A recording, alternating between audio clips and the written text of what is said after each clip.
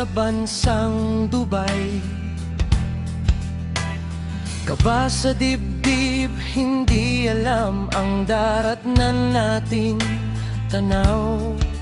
Ang mga toreng matataas, sabi ko sa sarili, dito magsisimula ang bukas. Hindi lang basta trabaho ang dito ay natagpuan, kundi isang lupang puno ng pagkakataon at dangal. Mula sa bagot sa ilalim ng araw hanggang sa lamig ng gabi, bawat pawis na pumatak may katumbas na ngiti. Dahil ang bawat dirham na ipinapadala sa bayan ay katumbas ng pangarap na dahan-dahang nakakamtan. O Dubai, kislap mo'y hindi lang sa ginto at ilaw, kundi sa pag-asa sa amin ay laging nag-uunaw. Higit pa sa pasyalan, higit pa sa ganda ng tanawin, ikaw ang saksi sa kung paano kami naging bituin. Salamat,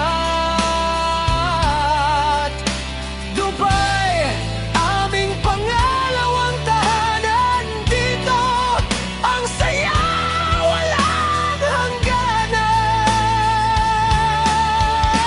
Masaya ang pagsasama ng mga kababayan sa Global Village, kwentuhan sa weekend sa ilalim ng Burj Khalifa, o kaya pasyal sa Burj Al Arab. At mula Dubai Mall at Deira hanggang Marina sa Tuwa at Al Riga, bawat sulok may kwento at pagkakaisang totoo. Dito natuto kaming tumayo, lumaban at mangarap sa bansang ito. Ang hirap ay napapalitan ng sarap. Dito kami natutong maging matatag at mahusay sa bawat hamon. Ikaw ang nagbigay ng kulay kahit malayo sa Pinas, hindi kami nag-isa.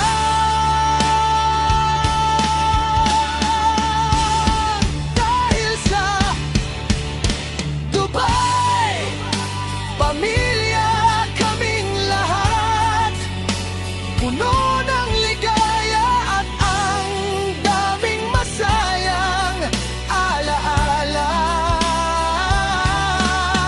O Dubai, kislap mo'y hindi lang sa ginto at ilaw, kundi sa pag-asang sa amin ay laging nag-unaw.